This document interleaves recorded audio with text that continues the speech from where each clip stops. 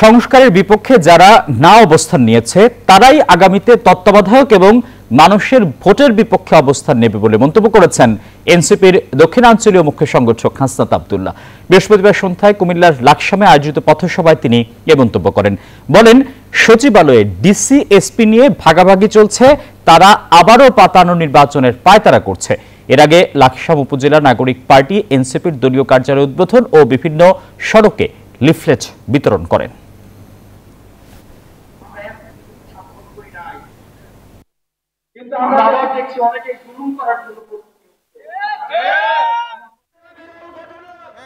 আজকে তারা সংস্কারের বিপক্ষে ন্যায়ের অবস্থান নিয়েছে, আগামীকাল তারা তত্ত্বাবধায়ক হয়ে গেলে বিপক্ষে ন্যায়ের অবস্থান নেবে, পরশুদিন আপনার ভোটের বিরুদ্ধে তারা অবস্থান নেবে। আজকে তারা ব্যালটের বিরুদ্ধে অবস্থান নিয়েছে, ভোটের বিরুদ্ধে অবস্থান নিয়েছে, কালকে তারা আপনার মতামতের বিরুদ্ধে অবস্থান নেবে। কালকে আপনার তারা ত্রুটি থেকে ধরবে, পরশু আপনাদের ভাতের অধিকার কেড়ে নিবে, চাকরির অধিকার কেড়ে নিবে, চুলের অধিকার কেড়ে নিবে।